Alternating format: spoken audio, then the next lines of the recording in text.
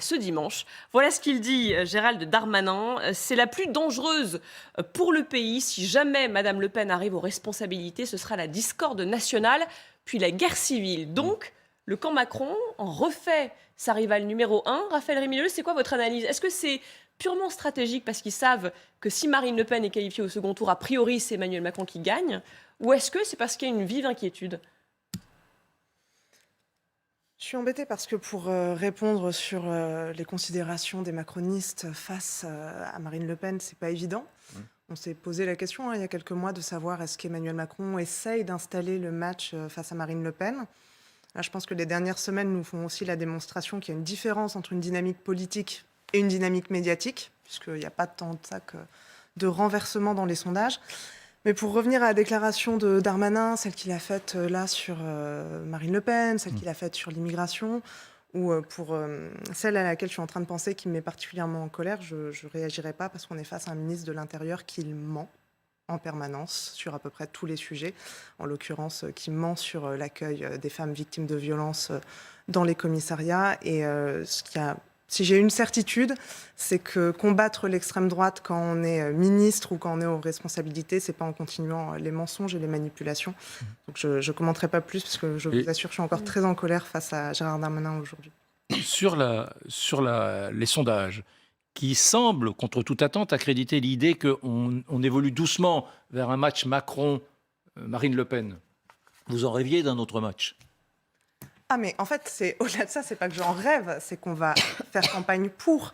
Parce que ce qui est assez terrible dans la discussion qu'on vient d'avoir, c'est... il parlait de... Mais faire campagne pour qui? Je comprends pas. Faire campagne pour Yannick Jadot. Ah oui, d'accord. Oui. Pour faire campagne pour autre chose. Parce que oui, pour autre chose. Oui, parce que là, non, on vient de discuter d'une troisième voie, quelque part, entre Marine Le Pen, Éric Zemmour, Valérie Pécresse et Emmanuel Macron. Ceux qui sont plus hauts dans les sondages. Mais alors ça montre aussi un problème, c'est qu'au-delà de se partager une part du gâteau électoral et de se dire par qui on va taper ou autre, les autres. Oui, mais où sont les idées, en fait? Où sont les barrières? Où est-ce qu'il y a un moment la conviction de se dire que ça n'est pas équivalent de voter pour Macron, pour Le Pen, pour Pécresse? Et ça, je pense que même les candidats et les candidates de droite ont tout intérêt à rappeler ça un petit peu. On va parler de... Oui, mais pardon, vous avez le sondage, c'est remonter le rolling. Jadot de convaincre, à Jadot d'être plus percutant. Remontrer le rolling. C'est ce que je vous dis, on va faire campagne. Bah oui, mais comment être plus percutant? Je ne vais pas redonner pour la 72e fois de la semaine dans le dépit en regardant les chiffres édifiants des projections de vote au premier tour de la gauche. Eh oh, la régie, est-ce que vous me recevez, la régie? Est-ce que vous pourriez avoir la gentillesse, s'il vous plaît, de montrer, non, pas de panique, prenez votre temps de montrer le rolling du son. Le rolling, les tout derniers chiffres des sondages. C'est à cause de, de la rhétorique, ça. Vous leur avez dit que vous n'alliez pas nous faire... Non mais... attendez, alors il y a un petit problème technique. Il y a un petit problème pas la régie, c'est la machine. Mais Yannick Jadot est quand même encore très loin derrière, c'est compliqué. En revanche, 5,5. vous voulez qu'on parle aussi... Mais sur Marine Le Pen, si on peut revenir Macron-Marine Le Pen, évidemment que la Macronie a tout intérêt à installer un match face à Marine Le Pen. Ça sera beaucoup plus facile. Quoique les derniers sondages démontrent que Marine Le Pen au second tour ferait quasiment aussi bien que Valérie Pécresse à 45,5. Donc là, c'est pas tout à fait joué et ça permet aussi, en parlant plus et en ciblant plus Marine Le Pen, d'étouffer davantage Valérie Pécresse et de lui donner moins d'oxygène. La difficulté de Pécresse, ça va être de faire la synthèse entre Ciotti et Lagarde de l'autre côté. Bon courage. Et les zémoristes sont là pour attaquer sur ces incohérences-là.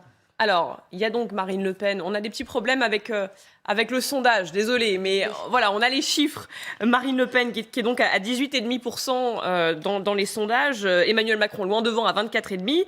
Puis, il y a Valérie Pécresse, 2 points derrière Marine Le Pen à 16,5%. Éric Zemmour à 12,5%, 2,5 points devant Jean-Luc Mélenchon. Et il résiste. Parce que comme la machine ne marche pas, je peux vous faire... Voilà, vous faites une petite illustration pendant que je parle. En rouge, c'est Macron ici. En noir, là, c'est Marine Le Pen. Et en bleu, c'est Valérie Pécresse. Voilà, c'est parfait. Heureusement que vous êtes là, Éric. J'ai un peu de rose, Éric. Bon, donc, et où est Jadot? sur le papier, en tout cas. Voilà, regardez, Renaud. Voilà. C'est ça, le journalisme de terrain. Voilà, donc là, on a... Et comme vous le voyez... Valérie Pécresse. Olivier Véran n'a plus qu'à bien se tenir. Oui, Olivier Véran. Vous avez un stylo 4 couleurs. Oui, j'ai un crayon, c'était à 4 couleurs. Et Éric Zemmour. Là, je vous le mets en bleu. Voilà. Donc vous le voyez. J'ai mon bleu qui ne marche plus. Sur le sondage. Bon, Zemmour. d'Éric Ah, c'est Brunet. bon. Ah, regardez. Nous sommes sauvés. Ah, bah voilà. 12,5 donc pour Éric Zemmour, mais quand même, alors sur le papier, ça a l'air un petit peu compliqué pour lui, mais quand même, 2 informations. Déjà, il a levé 9 millions d'euros, ce qui n'est pas rien, donc financièrement, il a l'air de s'en sortir plutôt bien. Et alors, je ne sais pas si on a encore des problèmes, si on peut voir le tweet publié par le parti Reconquête, donc qui dit la chose suivante: confirmation par huissier de justice que Reconquête compte 85 800 adhérents à ce jour de cotisation. Quel succès inédit pour un mouvement né il y a 50 jours. Guillaume Roquette, c'est vrai que ça, c'est plutôt bien joué pour un parti qui est tout récent, 85 000 adhérents.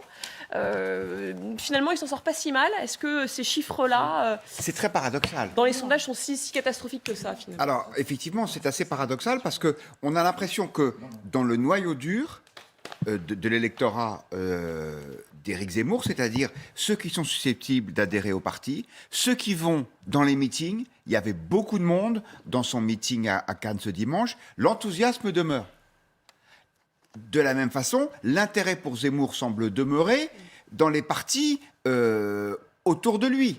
Il y a eu le transfert de Guillaume Pelletier venant des Républicains, il y a eu le transfert de plusieurs responsables du Rassemblement national qui Gilbert ont rejoint Collard, on en Zemmour, parlait hier. dont Gilbert Collard ce week-end.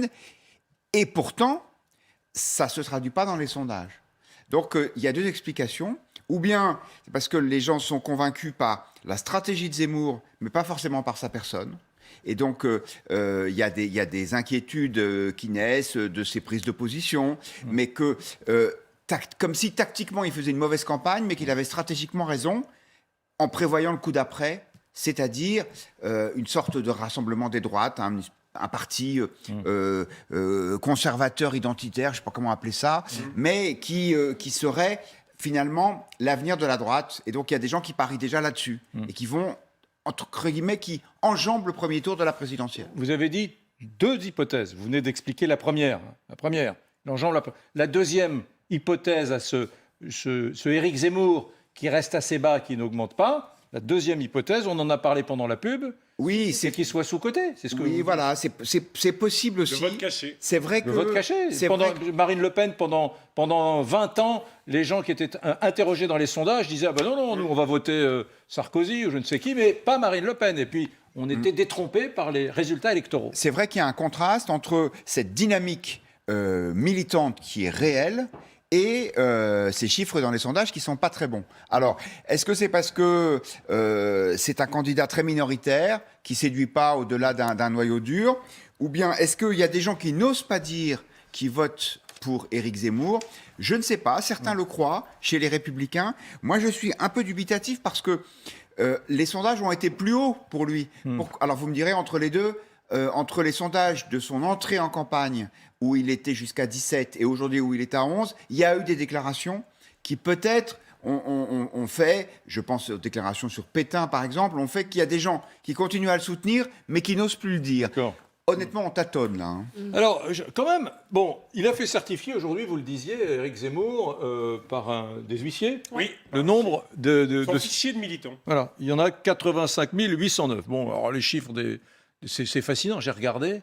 Je ne sais pas si vous connaissez les chiffres des adhérents des différents partis politiques. Bon alors, 43 000 au Parti communiste français, qui m'a l'air assez honnête. Au Rassemblement national, 83 000, ça m'a l'air assez honnête. 85 000 chez Reconquête.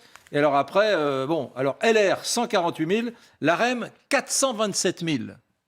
Vous y croyez, vous, 427 000 à jour de cotisation? Mais ils ont fondu au soleil. Hein, faut arrêter, là. Et LFI, 500 000 adhérents. Mais attention, c'est gratuit. Mais c'est ça. Donc Ça dépend comment on compte les adhésions. Et notamment, ça a été toute la force à la fois de LREM et de la France Insoumise pendant l'élection de 2017, où chaque semaine, quasiment, on avait un nombre d'adhérents et d'adhérentes qui grimpaient en flèche. Mais parce qu'en fait, il suffisait de s'inscrire, comme si on s'inscrivait pour une newsletter, et on était compté comme étant adhérent ou adhérente du parti. Europe Écologie Les Verts, 10 179. Le Parti Socialiste, 22 000. On a quasiment doublé. Vous avez doublé. Ouais. Et les Patriotes étaient 2000 avant la crise sanitaire. Vous savez, le parti de Florian Philippot, 2000 avant la crise sanitaire, et affiche aujourd'hui 35 000 adhérents. Je peux donner une petite précision? Ouais. Mettre un sous-texte. RN, ils disent 80 000. Moi, selon mes informations, ils sont plus qu'à 20 000 à jour de cotisation. Ce qui compte, ce n'est pas les vieux fichiers, c'est à jour de cotisation. 20 000. Les 400 000 de La République En Marche, non, mais là, c'est de la poudre de perlimpinpin, comme dirait Emmanuel Macron. Attendez, mais c'est les 400 000 premiers, les adhérents clics de 2016-2017. Aujourd'hui, les députés macronistes reconnaissent que les comités marcheurs dans les circonscriptions, mais ils sont très peu nombreux. On va voir 80 000, 100 000 au maximum, les militants qui vont faire la campagne. Le Parti socialiste, 20 000 à jour de cotisation, à mon avis, ils sont moins. Donc non, c'est la bérésina pour les partis. Et le parti Reconquête, à moins que le huissier soit un faux, et ça serait un comble, les 85 000 adhérents, ils sont là. Ouais. Et moi, j'en tiens pour preuve les salles de meeting qui sont pleines à craquer. Cannes, alors vous me direz Cannes, c'est facile. Samedi soir, pleines à craquer, mais hier soir à Lyon, c'était uniquement les vœux, une petite réunion de l'antenne locale du parti de Zemmour. Il y avait pour Jean-Frédéric Poisson, pour Guillaume Pelletier, pour Stanislas Rigaud, le jeune, il y avait 1100 personnes dans une salle pleine. 1100 personnes pour voir Jean-Frédéric Poisson et Guillaume Pelletier. Donc vous dites, Renaud, ça ne fait pas les votes au premier tour. Mais je peux vous dire qu'en termes de machine militante, ils sont en train de construire une machine très puissante. Donc il y a toujours une dynamique Zemmour, malgré cette 4e position, et peut-être des sondages un peu trompeurs avec des personnes, des électeurs qui n'osent pas dire qu'ils vont voter Zemmour au premier tour. Pour quelqu'un qui était à 2% au mois de juillet, il est monté à 16-17%. Comment voulez-vous qu'il n'y ait pas des adhésions? Et je suis entièrement d'accord avec ce qu'a dit Guillaume. Il y a stratégiquement des gens qui se disent il a raison sur le fond et sur l'avenir, mais il y a peut-être des gens qui disent ça sera un mauvais candidat de premier tour, donc je ne voterai pas pour lui, je voterai peut-être pour Pécresse, je voterai peut-être pour Marine Le Pen, ou peut-être pas pour Macron. Mais ce que je veux dire, c'est que sur le terrain, ce qui construit, c'est effectivement une machine qui est puissante. Voilà. Bon. On tourne la page. Pas tout à fait. Non, pas tout à fait. On tourne une demi-page. Parce qu'il y a quelque chose qui est tout à fait lié, qui est absolument savoureux. Ouais. On le pressentait, mais riche d'informations. C'est cette enquête du Cevipof sur la situation de l'opinion française. Sur la droitisation. Sur la politique. Et on se rend compte effectivement que vraiment, on est un pays qui se droitise. On le savait, c'est pas un scoop. Sauf que le Cevipof le fait avec une précision clinique qui est passionnante. Ah oui, enquête OpinionWay et Cevipof. Regardez, qui dit la chose suivante, il y a clairement une droitisation. 32% des Français se situent à droite, 20% ne savent pas où ils se situent, 17% à gauche, 14% au centre, 11% à l'extrême droite et 6% à l'extrême gauche. Et ce qui est intéressant, c'est ce chiffre, 32% se situent à droite. En 2017, ils étaient 26%. Guillaume Roquette, c'est qui finalement ces nouveaux arrivants à droite, j'allais dire? C'est des personnes du centre qui se disent maintenant je suis à droite. C'est qui en fait? Moi je pense pas qu'ils je ne pense pas qu'ils se soient droitisés. Je pense qu'ils ont toujours eu les mêmes convictions. Simplement, ils n'étaient pas représentés. Quand les gens qui incarnent la droite, c'est Jacques Chirac, Alain Juppé et Jean-Pierre Raffarin. Vous dites, c'est ça la droite, alors je ne suis pas sûr d'être de droite, mais leurs convictions étaient déjà là, simplement ces gens-là, ils étaient en déshérence. Parce qu'il y avait un discrédit moral qui frappait Marine Le Pen et son père avant elle, et donc on ne voulait pas aller là, et donc il y avait une espèce de flottement. Mais encore une fois, sur les convictions, les positions, elles n'ont pas énormément évolué. Si vous prenez les grands marqueurs de droite sur l'immigration, sur l'islam, voire même sur la peine de mort, vous avez des chiffres qui sont relativement stables, en fait. Simplement, les gens disaient, voilà, c'est ce que je pense. Est-ce que pour autant je suis de droite? Oh là là, mais si je suis de droite, ça veut peut-être dire que je suis un extrémiste, alors j'ose pas. Aujourd'hui, je pense que les Français assument ce positionnement, en tout cas un nombre de plus en plus grand d'entre eux, et ça c'est quand même une bonne nouvelle. Ce qui est intéressant, c'est les questions fondamentales. Comment on se situe sur l'autorité, etc. Oui, on a l'impression que les Français sont un peu plus radicaux quand même sur certains sujets, même si ce n'est pas une hausse considérable. Ce que vous disiez, par exemple, les Français sont-ils contre l'immigration? Regardez, 63% des Français estiment qu'il y a trop d'émigrés en France. C'est 3 points de plus par rapport à février 2021. Voilà. Donc il y a une légère hausse. Et puis il y a d'autres questions. Selon vous, l'islam représente une menace pour la République. 61% des Français sont d'accord. L'islam est une menace pour la République. Ça c'est pardon, mais arrêtons-nous là-dessus. Oui. C'est ça, il y a 5 ans, 10 ans, c'était pas un ratio en France. Là, désormais, de voir que pratiquement 2 tiers des Français considère, selon le CEVIPOF, qui est une maison honorable, qui est liée à Sciences Po, c'est ça, je dis pas de bêtises. Oui, bien sûr. Voilà, donc c'est pas encore une fois, c'est pas le Rassemblement national qui a fait le sondage, que 2/3 des Français, selon Sciences Po, en clair, considèrent que l'islam est une menace pour la République. Pardon, les amis, mais ça me semble être un élément qui témoigne de cette droitisation que nous évoquons. Il y a d'autres chiffres comme ça ? Il y en a un autre sur les chômeurs. Alors la question est peut-être un petit peu orientée. Les chômeurs font-ils assez pour trouver du travail ? 60% pensent que les chômeurs pourraient trouver du travail s'ils le voulaient vraiment. C'est 9 points de plus par rapport à février 2021. Est-ce que ça vous choque, Lydia ? Non, mais ça, encore une fois, c'est intéressant. 60% des Français considèrent que les demandeurs d'emploi devraient faire plus pour trouver un travail. S'ils faisaient plus, trouveraient un travail. Voilà. C'est ça, ouais. Ouais. Là, encore une fois, c'est une position, ça me fait penser Ils n'ont pas traversé la rue, critiqué quand il a dit « traverse la rue ». Les feignasses n'ont pas traversé la rue pour trouver le job de leur rêve. Oui, en fait, je pense que pendant des années, en fait, les Français ont eu un peu peur d'assumer leurs réelles convictions parce qu'il y avait une forme, en fait, de tyrannie de la bien-pensance et de la pensée unique qui fait que si vous évoquiez certains sujets, vous étiez le diable en personne et puis vous étiez à la droite de la droite, donc pas très loin des fascistes et des zones un peu brunes. Sauf qu'entre-temps, il y a eu beaucoup d'attentats en France. On a vu le problème du communautarisme, on a enfin accepté de le voir, on a vu les conséquences que ça pouvait avoir sur la société française, le séparatisme, les conséquences que ça a également sur l'égalité homme-femme, sur les droits des femmes. Et donc cette réalité, elle a explosé aux yeux, y compris de ceux qui ne voulaient pas voir et aimaient tout mettre sous le tapis. Donc aujourd'hui, les Français assument davantage ces besoins d'autorité, un besoin aussi d'affirmer une identité. L'identité française, c'est pas un gros mot.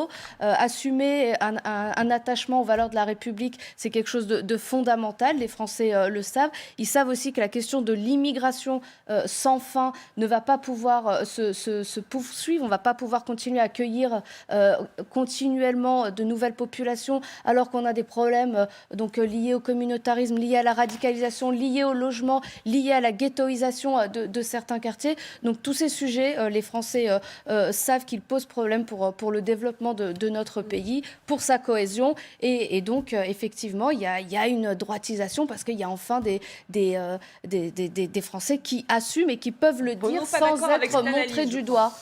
Non, pour le débat, moi je ne suis pas du tout d'accord avec cette analyse, malgré les chiffres. Je vais vous dire pourquoi. C'est que je considère quand on met les Français, la France est droitisée, les Français sont toujours plus à droite. Je considère que c'est une fausse idée, c'est un cliché qu'on répète depuis des années. En réalité, les Français, une majorité de Français ne sont pas de plus en plus à droite.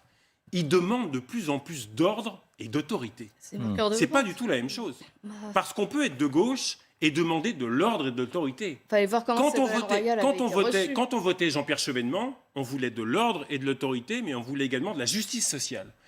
Quand on votait pour d'autres candidats, ceux qui soutenaient Valls ou Cazeneuve, par exemple, marginalisé à gauche. Quelqu'un de gauche. Non, mais je parle en termes sociologiques. Lydia, je ne parle pas d'international, je parle sociologiquement.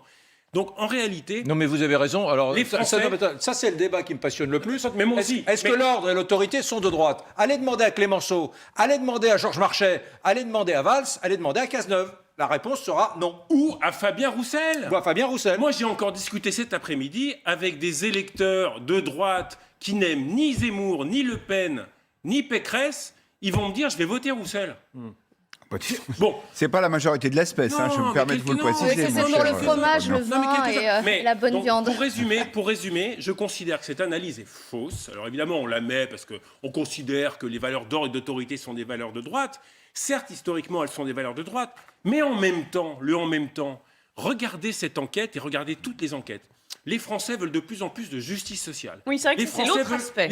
Mais c'est l'aspect fondamental. Les Français veulent de plus en plus une police qui fonctionne, service public, une justice qui fonctionne, et ça, service public, gauche, des hôpitaux qui fonctionnent, service public. Historiquement, alors, ok, ils sont peut-être de plus en plus à droite, mais pour une droite étatiste et vous avez raison de le souligner. On va le voir. Attendez, ils sont, dernière chose, majoritairement écrasantes pour l'euthanasie.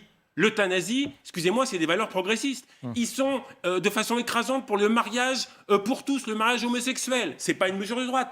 Donc c'est beaucoup plus compliqué que ça. Les Français veulent de l'ordre et de l'autorité et de la justice sociale. Ségolène l'avait dit en 2007, ils veulent de l'ordre juste. C'est l'ordre juste que veulent les Français. Les maires de droite, ça a été dit dans l'émission de Pujadas ce soir, Ouais. je ne sais plus par quel chroniqueur, j'ai adoré. Les maires de droite, désormais, marient les homosexuels, Voilà. et les maires de gauche achètent des caméras pour la vidéosurveillance. Tout est dit. Croisement. Voilà. Ordre et justice. Et, voilà. Et réduction des inégalités. Je vous sens un petit peu Je suis sûr que vous déboussolé, serez assez Raphaël. d'accord. Qu'est-ce que vous vouliez dire? Alors, pas tout à fait, parce que Ça je devrait crois- vous rassurer qu'ils ne soient pas si à droite que ça, les Français. Alors, ça dépend de votre manière de définir la droite et la gauche. Par contre, il y a des points de votre analyse que j'aimerais reprendre.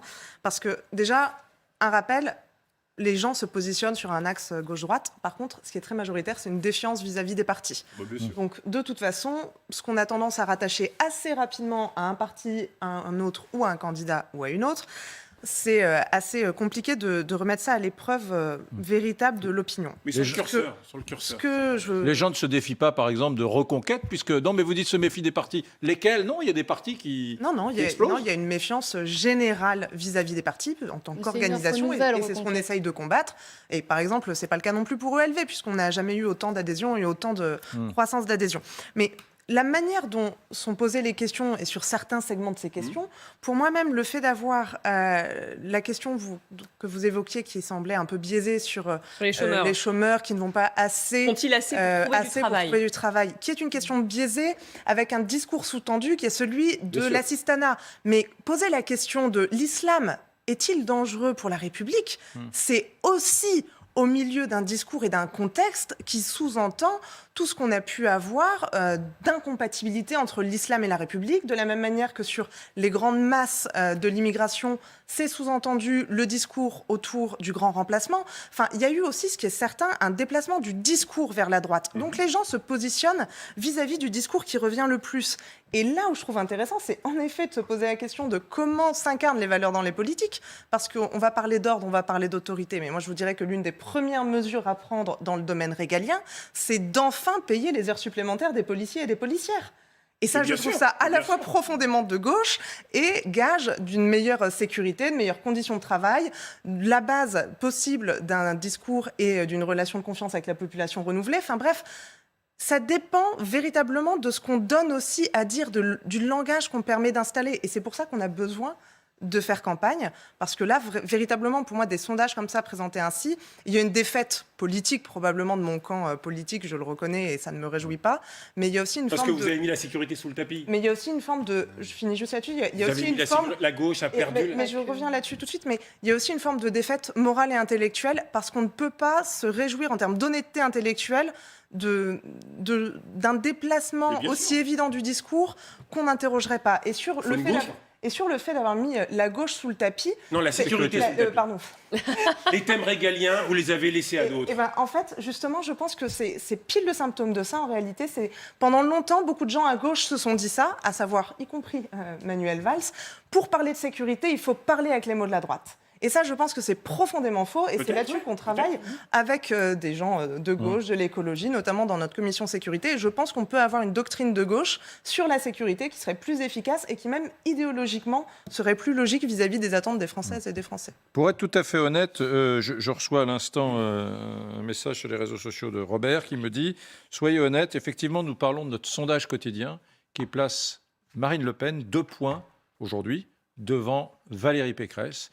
Il y a un autre rolling, ces sondages quotidiens s'appellent des rollings, bien évidemment. Il y a un autre rolling Opinionway qui dit le contraire, qui place de toute façon, c'est- Valérie Valérie Pécresse Pécresse devant un Marine Le peu Pen. devant Oui, Marine Le mais Pen. notre Macron, référence, elle a pris de oui, mais enfin, la notre référence, c'est quand même notre ligne IFOP. Oui. Notre ligne IFOP. Et pourquoi on dit qu'effectivement, il y a une dynamique Marine Le Pen? C'est que ce qui compte, c'est pas tous les jours, c'est une semaine. La dynamique sur une semaine. On vous le présente tous les soirs, c'est une photo tous les soirs, mais la campagne, c'est un film. Sur une semaine, la seule qui est vraiment dynamique, c'est Marine Le Pen. Marine. Elle gagne 2 points. Elle passe. Elle a jamais été aussi haute à 18 et Un dernier Moi, mot je voulais là-dessus, faire Raphaël, plaisir à et après on notre avance. téléspectateur. Là-dessus, je suis tout à fait d'accord. La question, c'est celle de la dynamique. Et donc, si vous avez la même base de sondage, tout va bien. Ce qui serait intéressant, néanmoins, c'est de rappeler le niveau de la marge d'erreur. Oui. On- Bon, Qu'est-ce qu'on me dit dans l'oreillette? on nous prévient. Voilà, l'évolution des intentions de vote, on les a à donc J-75. Un dernier mot, Oui, Guillaume, juste on sur avance ce- sur dernier les mot, parce indiscrets qu'après, on a nos insomniaques. indiscrets Après, insomniaques, rendez-vous incontournable. On va pas rater la rubrique. En plus, Soyez bref. En plus, je voulais juste faire un commentaire sur le graphique qui vient de disparaître. Alors, de l'écran. remettez le graphique. Remettez Sur le la tendance. graphique. Ce que vous pouvez voir quand même quand vous prenez ces sondages sur plusieurs jours, c'est qu'il n'y a pas de bouleversement. Hein. Alors, on est là tous les jours, donc c'est normal, on est heureux de pouvoir décrypter ce qui se passe. Mais hormis un tassement relatif d'Emmanuel Macron et puis une progression de Marine Le Pen, mais aucune courbe ne se croise, par exemple. C'est ça qui est fort. Je pense qu'on n'est pas encore dans l'ère des bouleversements. Pas Mais on encore dans attend la Macron. campagne. Tant que Macron n'est pas candidat dans la campagne, ça bouge pas. Vous dites Le vrai non, changement, hein. c'est Macron. Et les Très débats quand, d'ici télévisés. mi-février 10-15 février, moi je dis. 10-15 février. Je mets une pièce. Ok. 10-15 Vous février. mettez une pièce, on le retient. La Allez, France les attend. La France les attend. les indiscrets insomniaques, bien sûr. L'insomniaque surtout. Pas Et tout de lui, suite. moi, il est pas tard. Et vous vouliez commencer par un coup de fil entre Jean-Luc Mélenchon et Yannick Jadot, Renaud. Oui, figurez-vous, et à ma gauche, on va le confirmer, Oh là. que Yannick Jadot et Jean-Luc Mélenchon se téléphonent, en tout cas communiquent régulièrement depuis quelques semaines. Parce qu'on peut faire de la politique sans s'invectiver. On peut faire... Exactement. C'est pas parce que tout s'est radicalisé, que tout est cul par-dessus tête, comme disait ma grand-mère, qu'on peut encore avoir un débat républicain. Et pourquoi Jean-Luc Mélenchon et Yannick Jadot se communiquent depuis quelques semaines ? C'est parce qu'ils font alliance contre cette fameuse primaire populaire qui les fait suer, qui les ennuie. Ils en ont marre. Puis alors, depuis dimanche soir, je peux vous dire, on a eu le chiffre, hein, près de 500 000 inscrits à cette primaire populaire. Le résultat sera fin janvier. Ils disent, mais attends, Jean-Luc et oui Yannick, mais on est bien d'accord, il va falloir que cette primaire populaire arrête de, fin janvier, faire un gros buzz, parce que quoi qu'on en dise de cette primaire populaire, est-ce qu'ils sont vraiment 500 000 ? Ça n'a pas d'utilité. Quand, vous connaissez l'écosystème médiatique, quand fin janvier, on va dire 500 000 personnes ont voté et arrive largement en tête la mieux notée, mettons, Taubira. Mais c'est la seule, Christiane Taubira, d'ailleurs, qui souhaite... Qui accepte la le primaire principe de populaire. cette primaire Mais populaire. mettons qu'elle soit triomphalement en tête. Bah, c'est pas rien quand même dans le débat. 500 000 personnes, c'est pas des fichiers truqués. Ils ont pris la même organisme de vote que la primaire de la droite et la primaire Europe Écologie. C'est la même société. Il n'y a qu'une société en France qui fait ce genre de vote en ligne. Bon, bah, et donc Yannick Jadot et Jean-Luc Mélenchon communiquent régulièrement pour, en gros, fin janvier, dire que ce résultat de la primaire populaire est un résultat factice, c'est pas un résultat qui légitime la candidature, et donc il faut vraiment s'en méfier. Vous, qui êtes Europe Écologie Les Verts, vous allez être bien embêté quand toutes les radios, RTL, France Info, diront le 30 janvier au matin et succès de Christiane Taubira qui a été Ou élue. pas, mais enfin... Ouais, ou pas. Bon, ce sera elle qui va gagner, non ? Plutôt, enfin, Christiane Taubira qui a été élue, voilà. Qu'est-ce qu'on va faire chez Jadot ? Bah, on ne sera pas embêté parce qu'en fait, la primaire populaire s'est organisée et a connu pas mal de péripéties autour de qui accepte, qui n'accepte pas, quel est le socle commun, comment ça s'organise. Là, finalement, ils disent que c'est plus une primaire, mais une investiture, que de toute façon, les militants et les militantes feront campagne si la personne accepte de s'engager. Mais enfin, c'est extrêmement compliqué d'organiser un vote quand il y a très peu de personnes qui, en réalité, acceptent les règles de ce vote. Donc nous, en fait, on continuera de faire campagne et de discuter avec Jean-Luc Mélenchon, avec les gens de la primaire populaire, avec Christiane Taubira, avec la personne qui aura été en tête de la primaire populaire, qu'importe, parce qu'il y a plein d'autres moments où on se parle quand même, heureusement, avec les camarades de la France Insoumise, avec les communistes, avec tout le monde, qu'il s'agisse... Non, mais vous êtes d'accord qu'il y a peut-être une petite alliance en ce moment, un peu de circonstances, non ? Je me trompe pas quand je dis qu'ils se communiquent. Bah, alors, si vous êtes mieux informé que moi sur le journal d'appel de Jean-Luc et de Yannick, mais on pourra en discuter. Moi, je voterai Charlotte Marchandise. Moi, je vote Charlotte Marchandise. Ah oui, depuis le début, vous la soutenez. Depuis le début. Vous êtes cohérent, Vive Eric. Charlotte Et c'est ce que Marchandise. j'allais dire, en fait, il y a Rennaise. d'autres personnes qui sont aussi dans le jeu de la primaire populaire, donc il y a des billets qui sont un peu compliqués, mais il y a en tout cas plein d'occasions de se retrouver, que ce soit les combats qu'on a menés en commun au Parlement cette semaine, ou encore la mobilisation générale pour l'éducation Guillaume, le 27 janvier. ça va être compliqué à gauche pour ceux qui ne participent pas à la primaire, si jamais... En fait, moi, j'y Vous votez comprends... qui, vous, dans la primaire Moi, j'y comprends rien, parce qu'en fait, on est inscrit à l'insu de son plein gré dans cette Ouais, ah oui, primaire. c'est formidable. On ne peut pas y aller, on va voter pour vous quand même. Non, moi, ce qui m'intéresse, c'est... On aurait pu retrouver votre nom entre Ouais. Charlotte Marchandise et Christiane Taubira. D'ailleurs, j'ai une déclaration à faire. Est-ce qu'on peut avoir les caméras sur moi ? Je suis candidat. Non. Et ce qui me semble intéressant, dans cette démarche, c'est qu'il y ait près de 500 000 personnes qui se soient inscrits à ce truc. Et je vais vous dire, moi, ça me rappelle les mutineries de 1917 dans l'armée russe. C'est-à-dire qu'en fait, les militants de gauche sont tellement désespérés par le spectacle que donnent tous ces gens qui s'entre-déchirent, qui sont candidats les uns contre les autres, alors qu'on ne comprend pas toujours vraiment ce qui les sépare, qu'ils se disent, il faut qu'on prenne les choses en main. Et je pense que c'est quand on fera le film de cette déroute absolue, de ce naufrage de la gauche, ça, ce sera un moment important, Non, mais c'est vrai que le effectivement, comme un Figaro, pour sursaut. faire l'histoire de la gauche, ça va être bien. Oui, mais vous savez, je suis même pas sûr de me réjouir, en fait, parce que je trouve que dans une démocratie adulte, voir que la candidate du Parti socialiste, le parti de François Mitterrand, est à 2%, c'est ça, qui est maire de Paris en même temps, mais c'est là qu'on voit vraiment. Alors moi, j'ai jamais été de gauche, donc ça me surprend pas, mais je suis pas sûr que ce soit un progrès. Bon, on parle aussi de la droite ce soir. Renaud, Valérie Pécresse qui tente de redynamiser sa campagne avec un premier grand meeting, c'est ça, mi-février. On l'avait dit ici il y a 15 jours. Et donc c'est officiel. Mais j'avais pas la salle. Ah, On a la vous avez salle. des infos Le à nous Zénith. donner. Le Zénith. Meeting le 14 février, si je ne dis pas de bêtises, le 14 février de Valérie Pécresse au Zénith. Et là, je peux vous dire qu'en coulisses, chez les Républicains, c'est pas qu'ils sont inquiets, mais enfin, ils se disent on a vraiment intérêt à mobiliser. Vous êtes d'accord? Ah oui, il faut mobiliser. Et autrefois, vous saviez mobiliser. Autrefois, les il y avait cars, vraiment dans les trains. Oui, bien sûr. Là, ça va être un petit peu plus difficile. Mais je pense 13 qu'ils vont faire, février. C'est le 13. 13 février, visiblement, pardon. ouais. Ils vont mettre en place dans les fédérations les cars, ils vont faire venir tout le monde parce que ça va être une vraie démonstration de force. Après, notamment les grands meetings qui ont quand même été un grand succès d'Éric Zemmour. Donc, Villepinte. Il va falloir. là, Mais ça va être décisif c'est pour Valérie assez, Pécresse, ce grand meeting. Ah bah évidemment, évidemment. Le 14 février, évidemment, ça va être une entrée en campagne. Il va falloir que tous les poids lourds de la droite soient autour d'elle, que le discours soit musclé, qu'elle démontre que c'est une grande oratrice. Il faut que la salle, il y ait une envie, qu'il y ait un enthousiasme, qu'il y ait une ferveur qui émerge de la salle. Les images vont compter. Compliqué, hein. Honnêtement, compliqué quand on voit... alors, on n'est pas là toujours pour faire la comparaison avec la campagne d'Éric Zemmour, mais c'est vrai que lui, il a mis la barre tellement haut. Il compte vachement là-dessus. Hein. Il y a 20 meetings d'Éric Zemmour prévus avant le premier tour. 20. Toutes les salles sont déjà louées depuis le mois de novembre. Donc, encore une fois, là, le meeting mi-février, entièrement d'accord. Puissance orale, Oui. puissance du projet, ferveur. Il faut que les grands fauves la soutiennent. Valérie, on croit en toi, on va gagner, on va gagner. Et il faut que la salle soit pleine. Et il faut que les militants républicains soient présents. Sinon, la comparaison... Attendez, j'ai pas l'info, mais j'espère pour eux qu'il va pas y avoir un meeting de Zemmour ce jour-là. Il est capable de faire Alors, un lui, a meeting priori, ce jour-là. C'est 5 février face à Marine Le Pen. Pensez qu'il peut en faire un autre aussi face à Valérie Pécresse le 13 février? Tout est possible. En tout cas, est le possible. 13 février, je suis persuadé que le camp Zemmour fera un événement. Et ils regarderont si la salle est pleine. Et ils sont... voilà, donc... Et ça sera... Mettons que Emmanuel Macron soit candidat le 13 février. Je pense, en tout cas... Bon, hein, là, la bataille est lancée. Vraiment, le grand meeting de Pécresse, Macron candidat...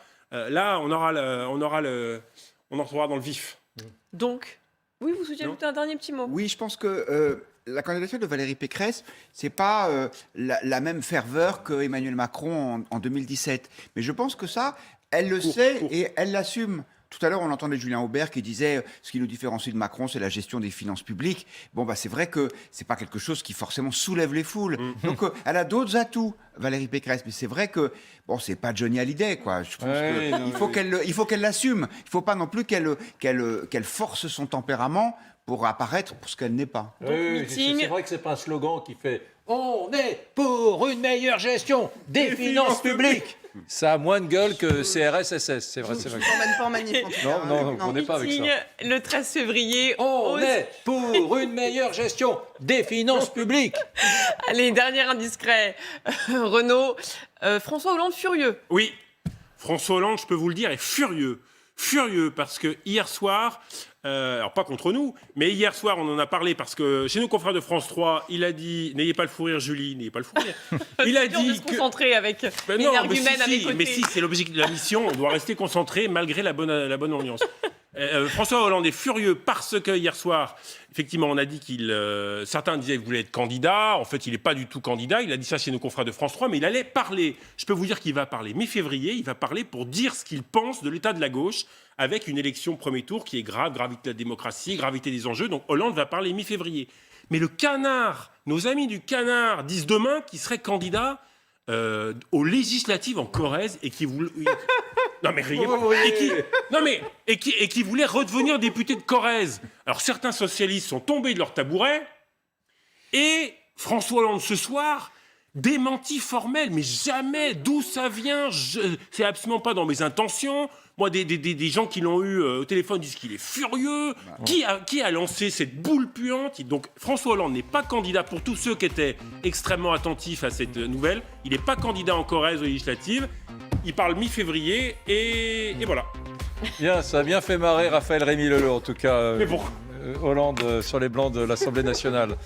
Bon, merci les amis. C'était une soirée délicieuse. Bah oui. Demain à 22h, on aura encore des chroniqueurs beaucoup plus talentueux. Vous verrez. Sublime. Restez avec nous dans quelques minutes. Vous avez rendez-vous avec le journal politique Insomniac à minuit pile. Ce journal que le monde entier nous envie. Avec Julie. Et puis restez avec Julie Hamet et Renaud Pila, bien évidemment. Et puis restez à l'antenne d'LCI cette nuit. Dans quelques instants, il y aura aussi la rediffusion de Pujadas, très intéressant d'ailleurs ce soir. Voilà, merci. Vous le savez. Il est temps de boucler, Eric, je crois. La nuit sur LCI, nous avons les moyens de vous faire veiller. Salut, à demain 22h.